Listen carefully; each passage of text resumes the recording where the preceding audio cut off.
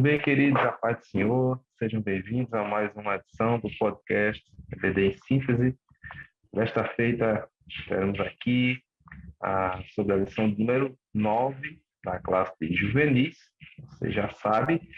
E comigo aqui, mais uma vez, o nosso Reinaldo. Paz do Senhor, Reinaldo. Paz do Senhor, irmão José. Deus abençoe a você, professor, a você, aluno, que nos acompanha aqui em mais um EBD em Síntese Podcast. Muito bem, graças a Deus. Queridos, a lição do número 9 tem como título A Igreja e a Prática da Palavra. O texto que vai servir como base para esta lição está na epístola que escreveu Tiago, capítulo de número 1, versículo 22, que diz assim: sede cumpridores da palavra e não somente ouvintes, enganando-vos com falsos discursos. E hoje estaremos aí vendo essa lição muito importante sobre a igreja e a prática da palavra. E o próprio texto da lição, ele já traz uma importante diferenciação, né, entre ser ouvinte e ser praticante. O que a gente pode trazer de palavra inicial para nossos professores, alunos que estão vendo este vídeo sobre a prática da palavra na igreja? Essa lição, acima de tudo, ela vai nos falar sobre o valor inestimável da palavra de Deus, né? E sem a palavra de Deus, a gente não consegue entender, né, a revelação bíblica de Deus. Porque o grande problema que nós vamos encontrar é que Deus ele se revela também pela natureza. A gente sabe muito bem que aquelas hipóteses de design inteligente, de argumento cosmológico, argumento moral, a gente vai encontrar isso na internet a banca-rodo, né? Assim, todo mundo fala sobre isso.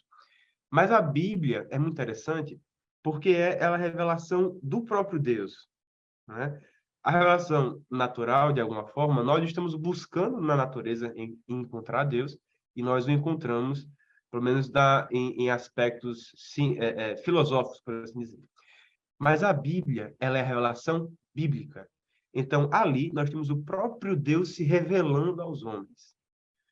E isso é muito importante porque se nós quisermos fazer parte do reino de Deus, parte dos planos de Deus e entender a nossa salvação, entender para onde vamos, de onde nós viemos, quem somos, a Bíblia vai nos deixar bem claro quem é. E a lição, ela é de suma importância porque vai trazer auxílios à igreja, né, para a utilização, para o manuseio da palavra de Deus.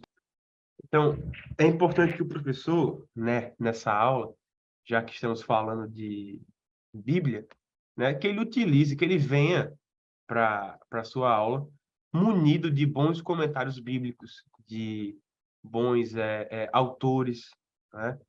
E existem muito conteúdo na internet, mas é bom que, nesse caso, que o professor se prepare e vão surgir em sala de aula, né? Questões bibliológicas muito importantes, né? Obviamente, é claro que leve consigo o seu preparo diário da Bíblia Sagrada, né? A leitura diária, devocional, de estudo, não importa. Ela é fundamental para o professor. Então, essa eu acho que você vai falar sobre a Bíblia e a igreja, nada melhor do que ser a igreja, né? E ler a Bíblia todos os dias, é fundamental. É interessante que a lição ela traz aqui algumas informações sobre a tradução da Bíblia para o português e algumas perguntas para nós. Eu acho que essas perguntas elas podem servir de base, de início para a lição, no sentido de que qual o valor, não é, da Bíblia para você, para o aluno, para o professor. Porque a gente só pode praticar, ler, estudar algo que a gente reconhece algum valor nela, né? Então, a Bíblia ela precisa ser reconhecida por nós como algo que tem valor, que é estimado por nós, né? Pessoas lutaram, pessoas gastaram tempo para traduzir a Bíblia para o nosso idioma, para outros idiomas, para levar a mensagem da Bíblia. E isso deve ser para nós também algo que nos deve servir de de estímulo, motivação. Claro que a motivação maior para estudar, para praticar a Bíblia, porque ela é a palavra de Deus.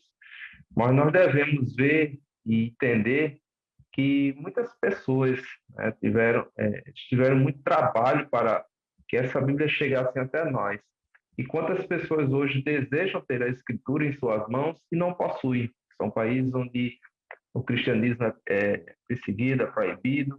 Pessoas rasgam pedaços de versículos, escondem para não ser pegos, mas porque eles têm a Bíblia como algo que tem um valor intrínseco. Então, a Bíblia ela é de um valor inestimável para nós, né? O próprio texto bíblico diz que ela é a palavra do Senhor, ela é a palavra que é viva e eficaz, e é mais penetrante do que uma espada de dois fios.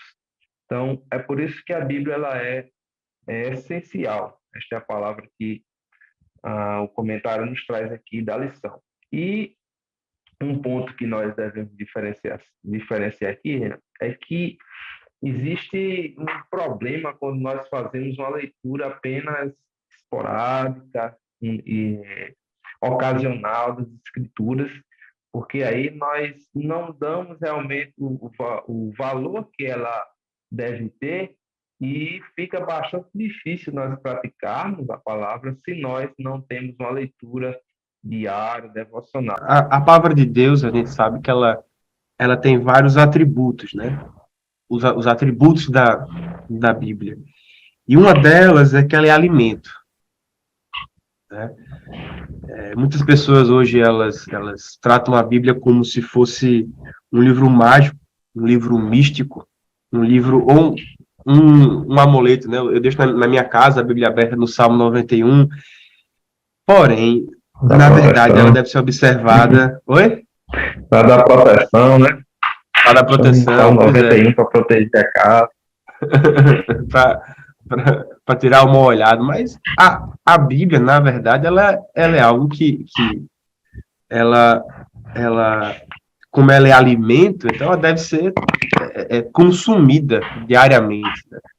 Ela é o alimento que nos enrijece espiritualmente falando.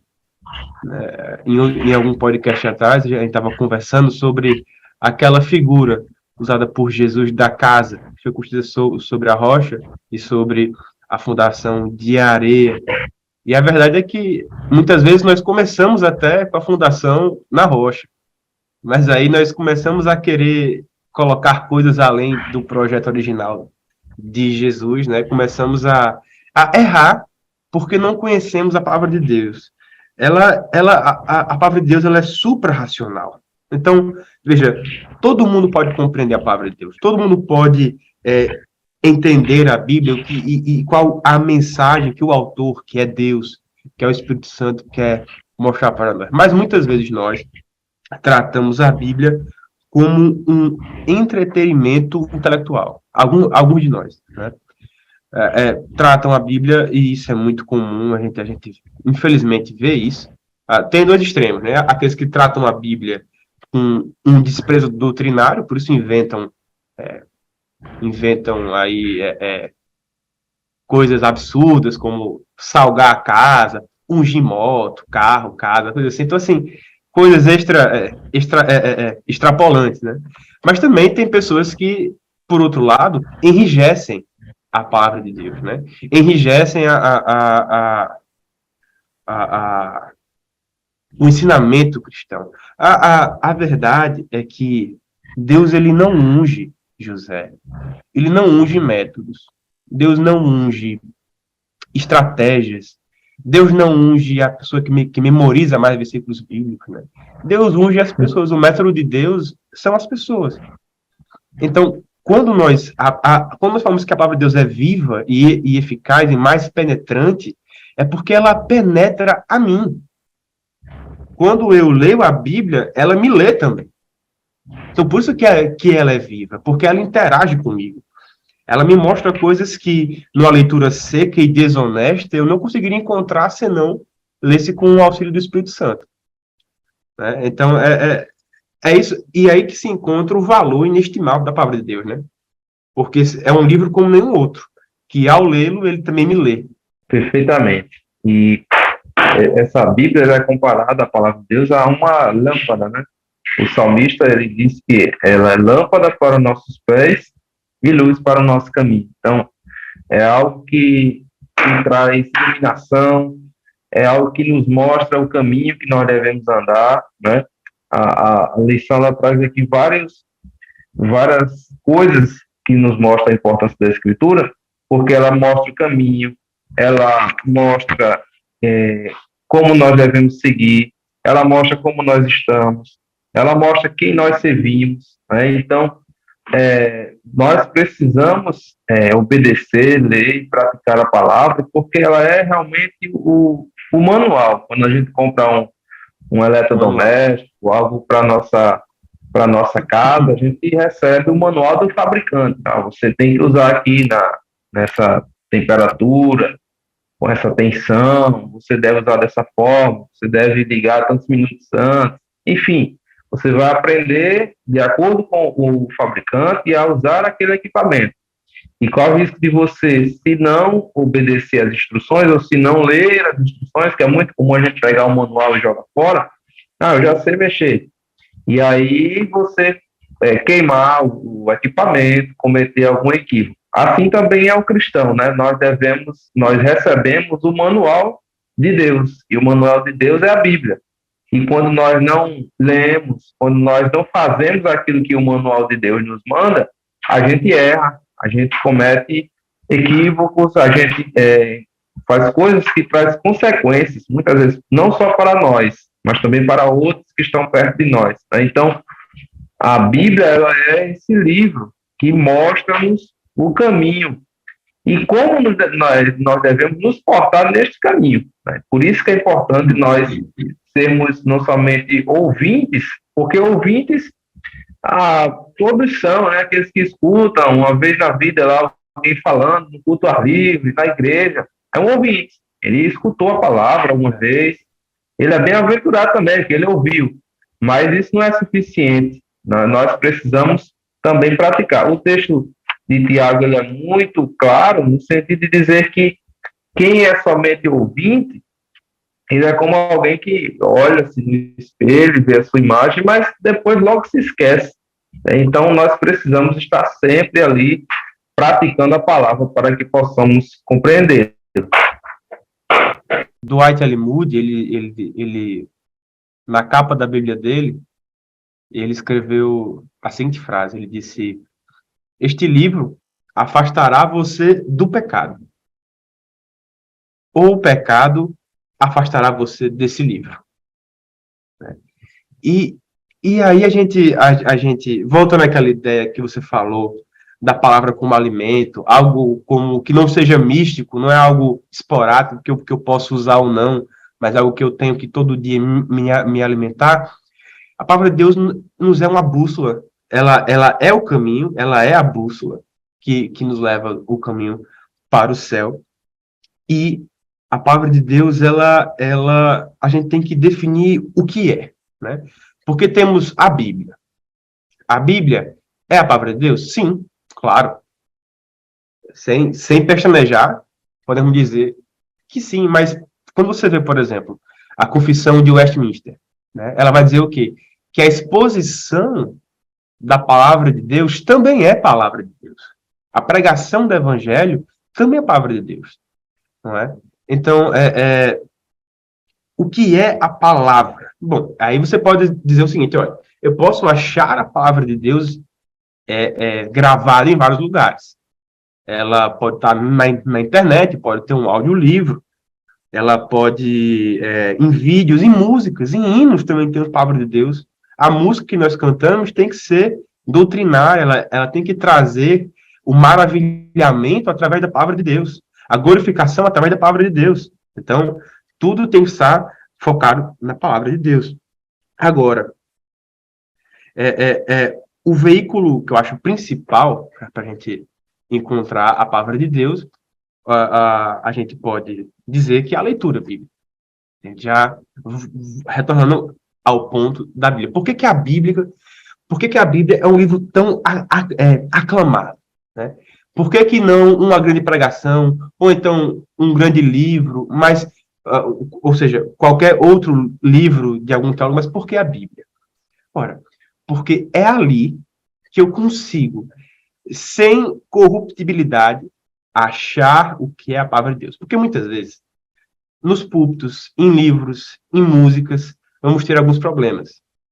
Vamos ter deturpações do que é a mensagem da palavra de Deus. Mas na Bíblia, esse livro é tão importante porque ali eu tenho a palavra de Deus incontaminada.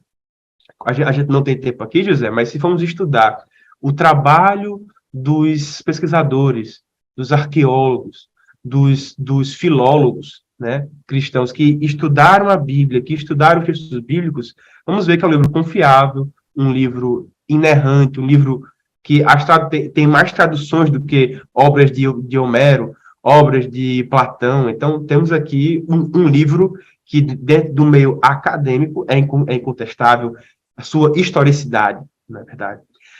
É um livro, veja, só para você ter uma ideia, é o livro mais, o livro mais vendido, o livro mais distribuído, traduzido, publicado. Foi o primeiro livro impresso que nós temos, é a Bíblia Sagrada, e é o livro mais lido do mundo, é a Bíblia Sagrada.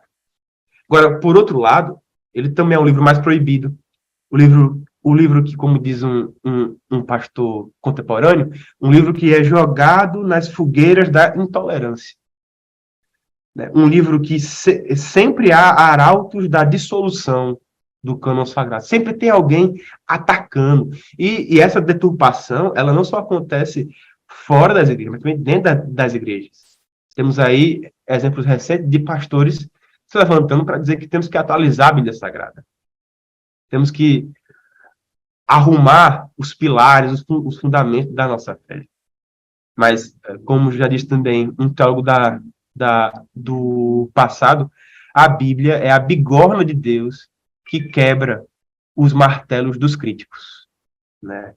Então, podemos ter segurança em ler a palavra de Deus, não apenas com essa visão científica e histórica, mas também espiritual, que ela é viva. Ela eu posso encontrar em qualquer lugar, mas quando eu leio, que ela me lê de volta, como nós já falamos aqui, aí eu entendo o que ela ser viva. E por isso que toda vez que eu leio a palavra de Deus, posso ler a mesma coisa 500 vezes. Toda vez vai ser uma mensagem diferente para Deus, uma mensagem diferente de Deus para o meu coração. Perfeitamente. A Bíblia nos ensina, nos protege, aumenta a nossa fé. A Bíblia ela tem uma série de coisas que ela nos traz de benefícios. E aí fica a pergunta para muitos de nós, né? Por que nós, às vezes, desprezamos tanto a Bíblia? Se ela é tão importante, se ela faz tudo isso, se ela é a palavra de Deus, né? Se ela é Deus falando conosco, por que nós, muitas vezes, né, desprezamos essa escritura? E tanta gente queria ter a Bíblia em mãos, estudar a Bíblia e não pode. E nós, por exemplo, aqui no Brasil, temos essa total liberdade. Temos até dia da Bíblia, né? E muitas das vezes não temos esta Bíblia como base de vida prática, de vida cotidiana.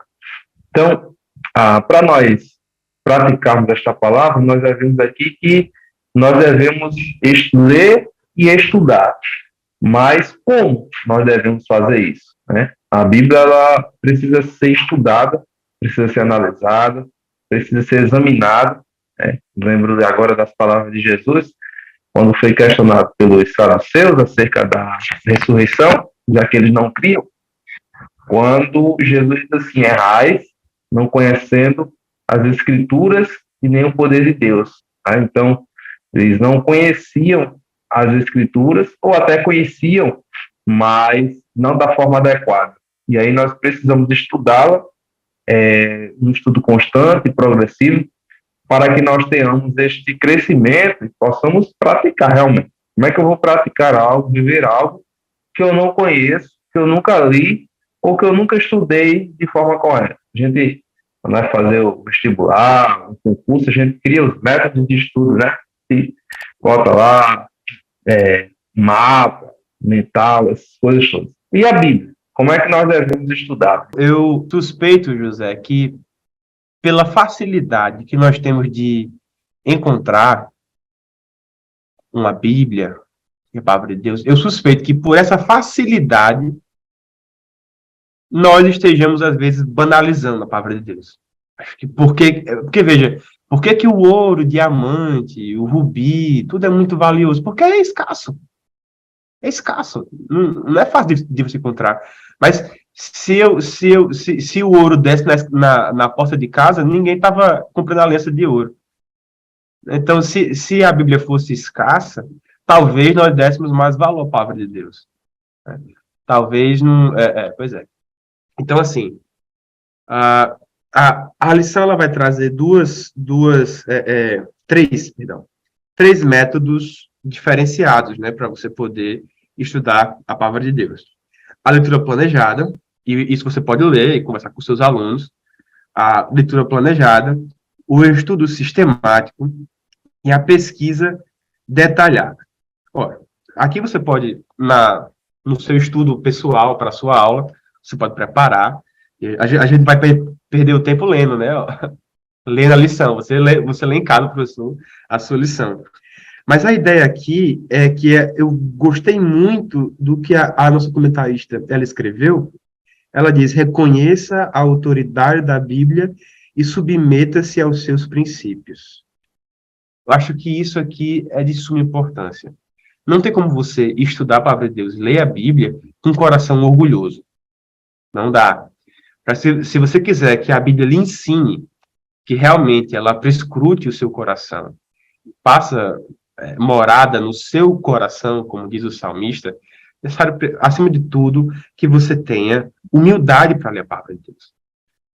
E é interessante porque, por mais que às vezes nós estejamos sem vontade de ler a Bíblia, sem vontade de buscar a Deus, quando nós lemos a palavra de Deus, ela nos dá um tapa algumas vezes, um chute algumas vezes. E nós somos despertados para o que ela tem para nos dizer. É aquela coisa, a Bíblia nos humilha, né? Ela bota o homem no chão. Ela nos mostra como somos pecadores e como nós somos desviados da vontade de Deus. Mas no mesmo livro eu também tenho mostrando a graça de Deus e o amor de Deus para nossas vidas. Então, e aqui eu não falo somente a pessoa, porque veja que o título da nossa lição é a igreja e a prática da palavra. Então, quando você não fala apenas só de uma pessoa utilizando um desses métodos, mas quando tem uma igreja, quando tem um culto de doutrina recheado de membros, quando tem uma escola dominical recheada de pessoas ali assistindo, pode ter certeza que a palavra de Deus está permeando aquele meio. E aquela igreja está forte, está pronta ali para a boa obra, né? O apóstolo Paulo, quando ele escreve a Timóteo, ele vai dizer o seguinte: ele vai dizer que toda a escritura é inspirada por Deus e útil para o ensino, para a repreensão, para a correção e para a instrução na justiça, para que o homem de Deus seja apto e plenamente preparado para toda obra. 2 Timóteo 3, do 16 ao 17. É aquilo que a gente chama de estado de graça. Né? Só chegamos no estado de graça através da palavra de Deus, porque só aí vamos estar prontos para fazer a vontade de Deus, né? Com curas e profecias e pregações e conversões. Né? A gente só vai conseguir ser instrumento de Deus nesse estado de graça. E estado de graça só é alcançado pela oração e pela busca de Deus através da palavra. Perfeitamente. E nós estamos trazendo aqui, não é, métodos, ou seja, formas que nós temos de como estudar a Bíblia. É importante o nosso aluno de escola dominical ele criar esse hábito, né, de ler as Escrituras e ler estudando a Bíblia. A gente tem várias formas de lê-la. Nós podemos fazer uma leitura anual e é louvável. É muito importante, talvez, professor, você possa incentivar o seu aluno. E talvez ao final do ano, quem conseguir fazer a leitura anual da Bíblia, você presenteá-lo, estimulá-lo a fazer isso. Porque é muito importante que o nosso aluno ele leia a Bíblia integralmente. Mesmo que quando a gente faz esse tipo de leitura, a gente não se aprofunde tanto em determinados textos que necessitam de um aprofundamento, mas nós temos uma visão holística, uma visão global das Escrituras. É importante a gente ter isso, né? Então, é importante que o aluno ele chegue, eu consegui, no final do ano, de Gênesis a Apocalipse, porque certamente isso vai estimular ele a ler novamente, porque tem alguma coisa que ele não entendeu. Ou mesmo, rapaz, eu estava lendo tal livro e eu me lembrei de algo que eu li lá no começo do ano, em determinado texto, e ele faz aquele paralelo, né? Faz os links. Então, essa leitura planejada, né, por exemplo, da Bíblia inteira, ela vai trazer esse aspecto para o aluno, muito importante.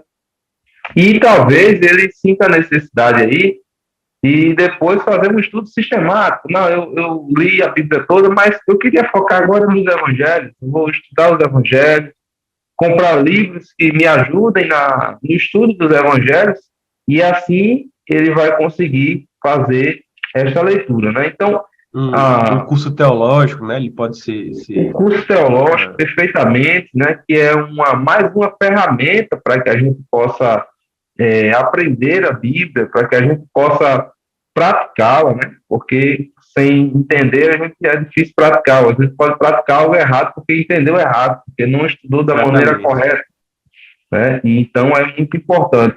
Além disso, né? Nós temos uma pesquisa ainda mais detalhada. Eu acho muito interessante quando Lucas ele escreve a Teófilo, né? No Evangelho que leva o seu nome, quando ele diz que fez uma pesquisa detalhada, né, minuciosa, sobre tudo que tinha acontecido para que Teófilo recebesse a informação correta. E aí nós também, como leitores da Bíblia, né, como estudantes da Bíblia, nós devemos fazer também um estudo minucioso das Escrituras, um estudo detalhado, para que a gente possa receber assim também a mensagem, aquilo que Deus quis falar conosco, né? Nós sabemos que nós não fomos os destinatários iniciais dos textos, porque o nosso idioma é outro, a nossa cultura é outra, mas e é por isso que nós precisamos dessas ferramentas para que a gente possa transpor esse abismo cultural, né? Mas a Bíblia, ela foi, a palavra foi feita e escrita e inspirada por Deus para os crentes mesmo, para que a gente pudesse compreendê-la. E para isso a gente tem que se esforçar muitas vezes para entender o que alguns pontos que até o apóstolo Pedro mesmo, quando escrevendo a sua epístola, disse que Paulo escreveu determinadas coisas que era difícil de entender. Imagine se Pedro disse isso, né? Imagine para nós também, que estamos 2.000 anos depois daquilo que ele escreveu. Tem alguns textos da Bíblia que a gente nem recomenda para que algumas pessoas leiam no começo da fé, né? Você não vai chegar para um novo convertido, alguém que com honestidade, sinceridade, se converteu, está querendo buscar e aprender mais de Deus, mas começar por Apocalipse, por exemplo. É um pouco... Porque ali tem verdade do Evangelho, tem, mas é necessário que ele comece pela aquilo que é mais, né, mais importante, mais fundamental. Então, eu acho muito interessante isso, que a palavra de Deus, ela exige, isso é interessante, a gente falou que ela exige humildade, ela exige humildade, é verdade, mas ela também exige a humildade intelectual, de você lê-la sabendo que tem coisas que você não está pronto para aprender totalmente ainda. Tem coisas que você vai, no passar dos anos, amadurecendo, e você vai galgando novos patamares na Bíblia, novos patamares de entendimento bíblico. Veja, a gente, quem nasceu no Evangelho, tem os cultos infantis, né? A gente geralmente ali com 7, 10 anos de idade, não sei dizer muito bem ao certo qual é a idade, a gente não é cultinho, mas é o culto infantil, um culto que a mensagem é para as crianças, né? Veja, nesses cultos a gente aprende uma coisa, e aquela coisa vai acompanhar a gente para a vida toda, porque aquilo ali é a base. Mas com o passar do tempo, nós precisamos de uma palavra diferente, mais complexa, porque nossa vida vai ficando cada vez mais complexa. Então, uma mensagem diferenciada é importante para que a gente possa crescer na fé. Contudo, sem perder os fundamentos lá que nós temos lá no DEPIM. O pastor da minha igreja, ele sempre diz assim, olha, as classes mais importantes são as das crianças. Em segundo, nós convertidos. Porque se você tiver um professor que erre um pouquinho, só um pouquinho é suficiente. Se você tem, porque veja, dos jovens, adultos, né? Enfim, são classes que até a nossa também, nossos alunos estão ali naquela faixa de idade que eles já sabem ler, já estão buscando ali, já leram a Bíblia né? Alguns mais, outros menos, mas tem uma maturidade espiritual de alguma forma. Mas aqueles que estão no começo da fé, seja porque são muito novos ou porque aceitaram a Jesus há pouco tempo, eles precisam de uma atenção mais rigorosa. E aí é trabalho de você, professor, você coordenador de escola dominical, sempre ficar ali de olho, né, para o que está sendo falado ali, e sempre que perguntado por essas pessoas, você sempre dá uma resposta honesta, humilde, mansa, né, sobre a defesa da sua fé. Só um adendo, José. Eu sei que eu estou falando muito hoje,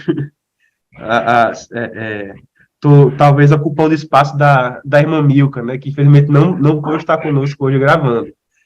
Mas uma coisa que eu ouvi esses dias, eu acho que é um pouco importante, e essa mensagem aqui é para mim, é para você, José, são para os professores que estão nos ouvindo, José, que é pregador também, né, da palavra de Deus. Mas eu tenho percebido, e isso depois que eu ouvi isso, eu parei e disse, isso é verdade. Nós, muitas vezes, e aqui eu me boto no meio também, nós estamos lendo a Bíblia profissionalmente. Estamos pegando a Bíblia e nos preparando para pregar, para dar aula, para ministrar para um grupo de pessoas. Mas não podemos esquecer de ter aquele prazer na palavra de Deus. Né? Aquele prazer na palavra de Deus. E não apenas ler a Bíblia de forma compromissória com a sua igreja, com o seu ministério. Né? Eu estou lendo porque tem um grupo de leitura que eu estou acompanhando, eu estou lendo porque amanhã eu vou pregar, amanhã eu vou dar aula, porque aquilo outro não. Estou lendo porque eu tenho deleite, prazer na lei do Senhor, e nela temos que meditar de dia e de noite. Perfeito. Já ia citar realmente o texto do Salmo primeiro, né? Versículo 2, verso 2. Antes tem o seu prazer, ou seja, é a gente que ama a palavra, né? Você deve desfrutar do que a palavra de Deus diz para nós. Aí, eu achei interessante essa questão da formação, por exemplo, do departamento infantil. É como se alguém quisesse fazer uma equação de segundo grau sem aprender a multiplicar primeiro, aprender as operações básicas, elementares da matemática, né? Ou mesmo fazer uma redação sem aprender a gramática, sem aprender as coisas do português, né? É difícil, fica mais complicado. É como alguém que quer estudar a Bíblia, entender a Bíblia, mas que não quer começar pela base, né? Pelo princípio. E agora nós não podemos ficar só no princípio, né? É aquela coisa que eu lembrei do texto de Hebreus, né, que ele disse, eu tinha coisas para falar para vocês, mas vocês ainda não têm condições de aprender o solo do mantimento, né? Vocês ainda estão num nível muito elementar, muito baixo. E ele diz, mas isso é para os meninos, né? E a gente precisa desenvolver como crentes. Até o apóstolo Pedro disse que nós somos como meninos, novamente nascidos. E aí nós experimentamos o leite racional, mas depois nós temos que amadurecer espiritualmente. Essa foi até uma reclamação do apóstolo Paulo aos Coríntios, quando ele disse que eles eram ainda meninos, carnais, porque ainda não tinham uma maturidade cristã. Então, é importantíssimo que a gente, como crente, também desenvolva essa fé e conhecimento para que cada vez mais possamos ser melhores praticantes. E Uma comparação muito interessante acerca disso foi feita pelo próprio Senhor Jesus. Já entrando no tópico de número 3 da lição, é uma parábola bastante conhecida de Jesus, quando ele, já no final do Sermão do Monte, né, que nós conhecemos, ele faz uma comparação entre dois tipos de ouvintes, né, duas pessoas, aqueles que apenas escutam e aqueles que escutam e praticam a palavra. E, Reinaldo, a gente vê que os dois construíram casas, as dificuldades vieram para os dois, porém, existem algumas diferenças que foram fundamentais para que aquele resultado, que foi também diferente para os dois, viesse a acontecer. A primeira coisa que a Bíblia faz depois de humilhar, de nos machucar, de nos moer, depois de nos restaurar, a Bíblia nos dá a maturidade. Eu acho que essa palavra que você falou, ela é importantíssima. Eu acho que a falta de leitura séria, eu estou falando de leitura esporádica, mas uma leitura séria da Bíblia, está gerando crentes, infelizmente, imaturos na fé. E no cotidiano da vida também.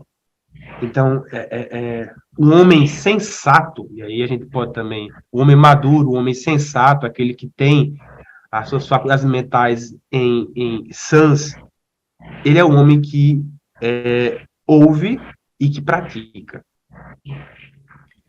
Né? Então, nessa parábola que Jesus nos fala lá em Mateus 7, ele compara o homem que ouviu e que pratica com aquele que firma a sua casa em uma rocha e que essa casa resistiu à tempestade, né? Veja, a casa ela fica em pé não por causa dela em si, não por causa do que eu construí, não, mas é por causa da fundação dela. A fundação em que eu construo a minha teologia, por assim dizer, é a que importa, tá certo? Se eu construo... E quando eu falo assim, a minha teologia, é quando eu digo o que eu entendo de Deus. Se o que eu penso de Deus está baseado na palavra dele, no que ele se revela para mim, virão as tempestades, os ventos de doutrina, e eu vou ficar firme. Não pelos tijolos que eu construí, pelas argamassas que eu mexi, que eu edifiquei, mas pela base que é a palavra de Deus. O homem que constrói em terreno arenoso, ou seja, aquele que ouve, aquele que sabe como construir a casa, ele sabe como edificar a casa, ele sabe, ele é um bom engenheiro, é um bom arquiteto, um bom pedreiro, não é esse o ponto. Mas ele ouve, mas não pratica. Por isso ele sabe construir, ele sabe muito bem, mas ele não sabe onde construir. Que a palavra não habita no seu coração. Eu lembro daquela história do John Bunyan, o peregrino, e tem um momento que cristão e fiel eles se encontram com um personagem chamado Eloquaz. E é aquela coisa, Eloquaz sabe falar muito da Bíblia. Ele entende tudo, ele sabe desenvolver todos os raciocínios da graça, da salvação, de como ocorre a purificação do homem, tudo isso. Mas ele não sabe viver aquilo que ele prega. E quando ele é questionado sobre como ele se sente quando ele é regenerado pela palavra, ele não sabe responder. Ele não sabe pôr em prática aquilo que ele ensina. Por isso que ele sai dali daquela conversa irritado e humilhado, porque construiu a sua casa na areia. Que Deus tem misericórdia das nossas vidas, né? E da minha vida também, para que nós não construamos nem um pouquinho depois dessa rocha. Perfeito. E as dificuldades, né? O que aconteceu com um aconteceu com o outro. Ou seja, a vida cristã, as dificuldades, elas virão para todos, né? Vieram as chuvas, correram os rios, os ventos, as duas casas. nós como crentes passamos as mesmas dificuldades. O texto bíblico diz que Elias era sujeito às mesmas paixões que nós, Elias, os profetas, aqueles que serviram a Deus, todos passamos por dificuldades, provações, tribulações. Agora, o que vai diferenciar a minha vida, a vida os demais, é onde é que nós estamos fundamentados. Onde é que eu coloquei o meu fundamento? Eu sou um crente e o meu fundamento é em Cristo. Eu leio a palavra, eu estudo a palavra, eu procuro viver a palavra, excelente. Eu vivo esta palavra, então eu tenho um fundamento sólido, né? Vem as dificuldades, elas virão, e de alguma forma a gente sofre, mas as dificuldades elas virão para todos nós. Agora, a forma como ou a forma como você, a forma como todos nós iremos reagir ou suportar essas tribulações, aí a diferença estará justamente no alicerce, na base, onde a minha vida está fundamentada. É por isso que o Senhor Jesus, ele disse que toda aquela estrutura que foi colocada sobre o solo arenoso, ela foi derribada. E é interessante que diz que grande foi a sua queda. Então, veja que tudo aquilo que foi feito, ela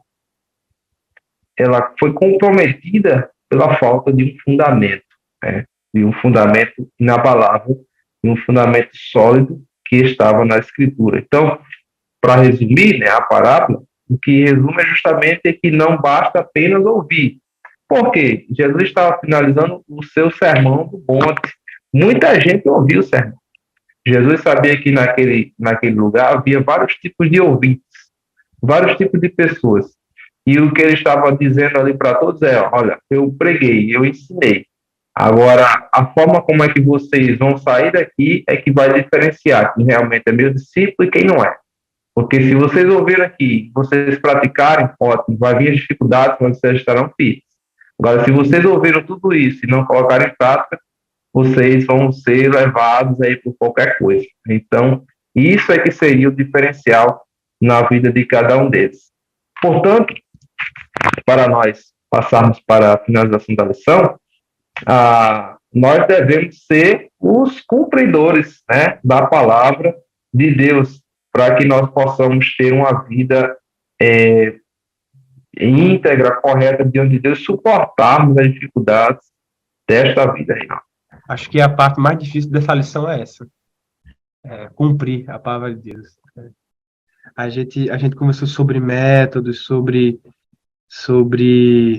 o que fazer com a palavra de Deus, mas realmente a Bíblia é um livro que exige do ser humano muito, muito, muito, muito.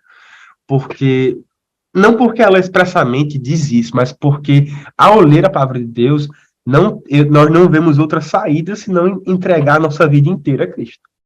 Então, quando ela nos revela a realidade da vida, né? Ou seja, a cosmovisão da palavra de Deus, ela é estarrecedora, ela muda, ela transforma vidas, né? Porque a partir desse momento que a Bíblia lê você, ou seja, que ela entra dentro do seu coração, que a palavra de Deus habita dentro do seu coração, que aquela semente ela é plantada, se você for honesto e realmente se arrependeu do seu coração, você não consegue viver mais da mesma forma. Então, é diferente de você ler, por exemplo, um romance, você ler um texto técnico de alguma área que você estuda, porque esse texto, o que vai exigir de você é a mera capacidade linguística, técnica, de alguma forma, gramatical, intelectual, mas não vai exigir de você nenhuma decisão. Até esses livros de autoajuda, coaching, sei lá o que vendem por aí, nesses aeroportos, no sebo que tem aí em cada rua, em cada esquina, ele não vai exigir de você muita coisa. Vai dizer que você, acorda 5 da manhã, compra coisa para sua esposa, vai dizer aquilo todo, mas não vai exigir de você que você doe a sua vida, que você seja escravo de Cristo, né? Prisioneiro, cativo por essa palavra. por amor a essa mensagem, né? Então, o fato de, perdão, a exigência de sermos cumpridores, de ter uma postura que reflita a palavra de Deus, volta àquela questão da maturidade, José. Eu acho que o crente maduro é um crente que renuncia o mundo, ou seja, um crente que se separa do pecado, que busca a santidade de Deus. Ele tem noção. E veja, aquele que é santo, né, não é o santarrão, não é o bonzão. Aquele que é santo é aquele que tem noção do quão pecador ele é. E quão depravado, vamos usar essa palavra, o quão estranho as coisas de Deus ele é. O crente que é cumpridor, que é maduro na fé, ele é fiel. Ou seja, ele sabe se portar de maneira fidedigna à altura da palavra de Deus, né? Não é um crente que anda por aí com brincadeiras estranhas, com linguajar diferenciado. E aqui, professor, você pode dar uma ênfase maior nesse ponto da fidelidade. Porque na nossa faixa etária de sala de aula, se não me engano, de 15 a 17, eu acho que fica entre pré-adolescentes e os jovens, né? Eu acho que é uma fase muito difícil, porque é a fase que ele tá ali no ensino médio e tá entrando na faculdade. Então, é a fase que ele é mais bombardeado. É onde as propostas, a gente sabe, todo mundo aqui, eu pelo menos tenho 25, o José já deve também tá por aí, nessa faixa de idade, e 27. Então, a gente sabe que nessa fase de escola, pré-vestibular, vem muitas propostas, tem muitas dúvidas no coração, né? Uns querem casar, outros querem não sei o quê, outros querem viver a vida adoidado. Uns estão na igreja, se vestem como crente, mas no Instagram postam coisas que não podem, que não devem, as fotos aí no meio do mundo. Deus sabe lá o que estão fazendo. Então, é o momento da gente falar que a palavra de Deus transforma a vida do homem, da mulher e do adolescente e do jovem. Então, não é aquela coisa de Deus, você está querendo dizer que Deus se importa com o exterior. Também. A verdade é que Deus também se importa com o seu exterior. Por isso que ele fala fugir da aparência do mal.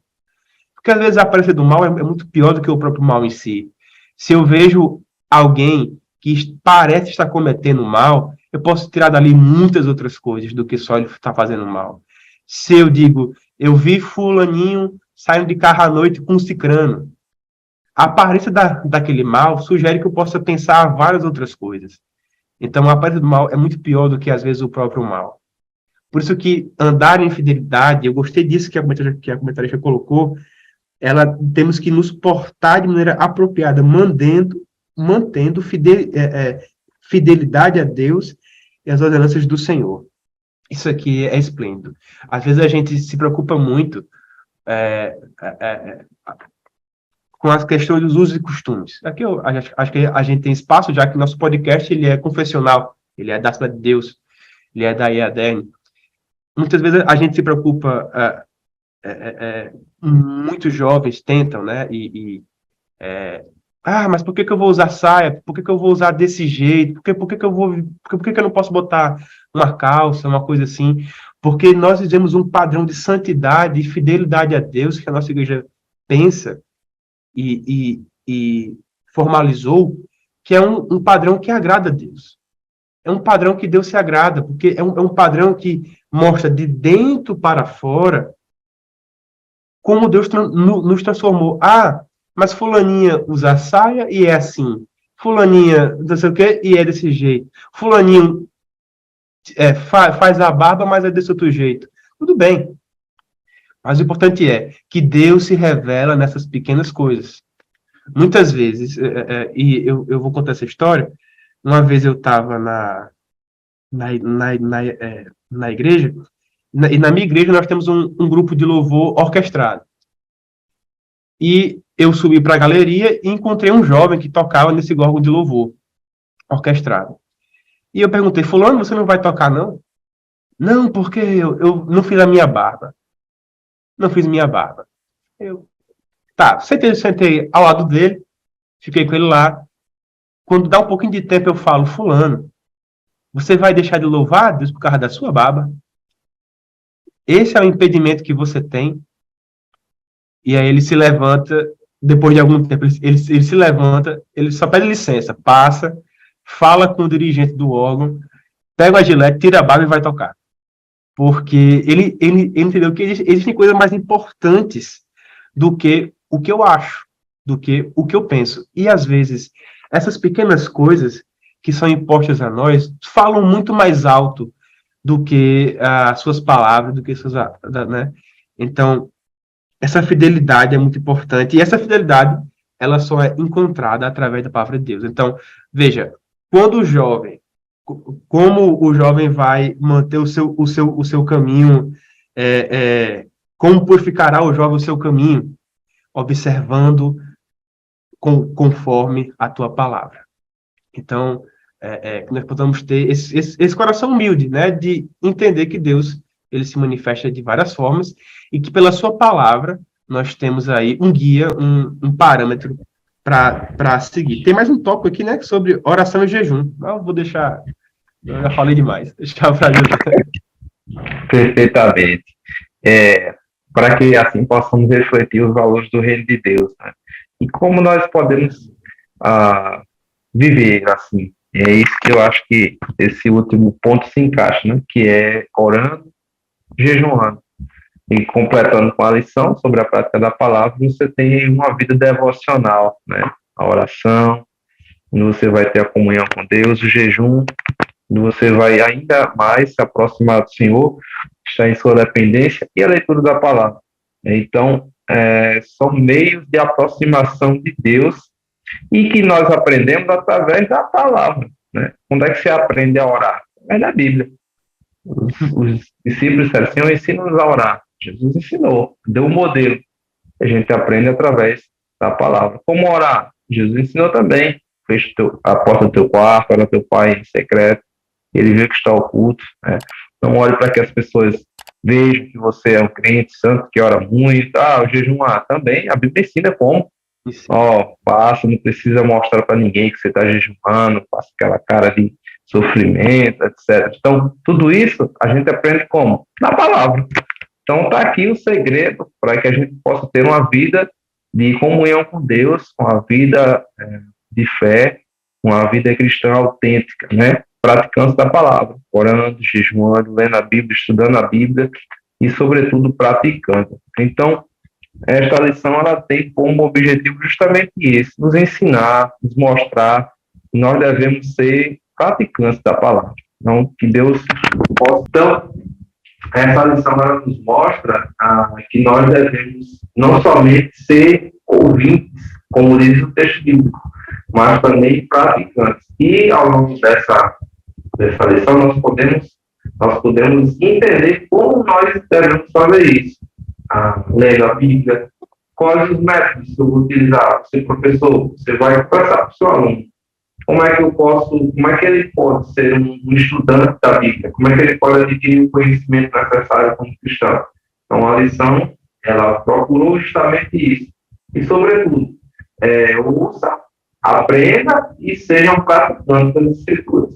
Então, que essa lição realmente venha causar um efeito prático, né, no vídeo dos nossos alunos, que necessitam, a juventude às vezes é elevada, a gente canta bastante, a gente adora o Senhor, a gente tem aquele momento de adoração e tal, mas nós precisamos ainda mais, né, praticar a Bíblia. Precisamos de uma juventude realmente comprometida com os princípios da palavra de Deus, que não se amedrontem, que não se omitam diante das dificuldades, das afrontas, e assim, então, sermos praticantes da palavra de Deus. Então, que Deus abençoe a todos, né? Obrigado ao Pedro mais uma vez. Que Deus possa abençoar nossos professores e alunos, enfim, a todos que estão ouvindo nosso podcast. Que você venha compartilhar também com outras pessoas, que seja um instrumento de bênção para você, tá bom? Deus abençoe a todos,